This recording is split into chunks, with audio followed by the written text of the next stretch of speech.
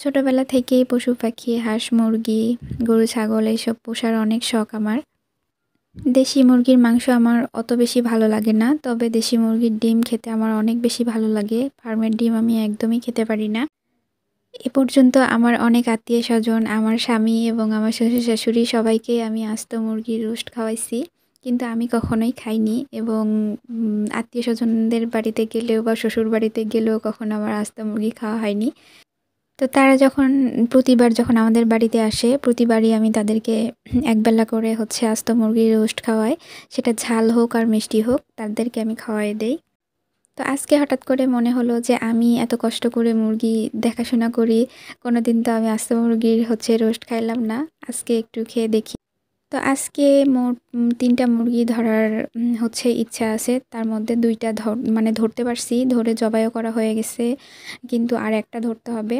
আর এই ৩টা মুরগির মধ্যে আমি একটা নিজে খাবো, মানে পুরাটাই, কোনো কাটবো না। এমনিতে পুরোটাই আমি রোস্ট করব। আর একটা মোরগ দিছি, সেটা আমার মা, ভাবি, তারপরে আমার ২ ভাই এরা খাবে।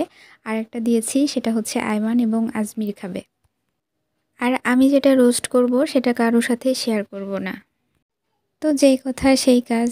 আসলে এই রোস্টটা আমি নিজে হাতে করতে চাই। এতদিন মানুষকে খাওয়াইছি, আজকে নিজেকে একটু খাওয়াই, দেখি কেমন লাগে।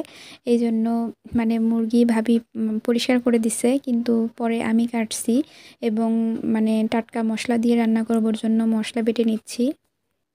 আর আস্ত মুরগির রোস্ট আমি খাবো কী করে? আসলে আমাকে কখনো কেউ দেয়নি আমার মুখের সামনে, কেউ যে এটা তোমার জন্য, এটা তুমি খাবা। তবে কেউ আমাকে দেয়নি জন্য যে আমার কখনো খেতে ইচ্ছে করছিল এমনটা না, কিন্তু আমার কাছে মনে হচ্ছে যে খাওয়া উচিত, এই জন্য আমি করতেছি। তো সব কাজ নিজে হাতে করছি, ভাবি শুধু আমাকে মুরগিটা পরিষ্কার করে দিয়েছে।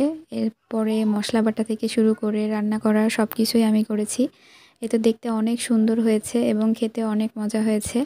এটা আজকে আমি একাই নিয়ে বসবো, দেখি খেতে পারি কি না। তো এই তো গোসল করে এসে আমি এখন খেতে বসছি।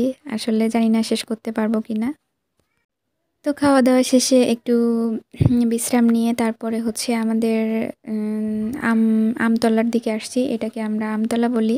এখানে একটা আমাদের আম গাছ আছে। এই গাছের আম অনেক বেশি মজা লাগে খেতে, এবং যখন পাকার সময় হয় তখন লাল আমগুলা সিন্দুর আম বলে এটাকে, একদম লাল হয়ে যায়, দেখতে অনেক ভালো লাগে।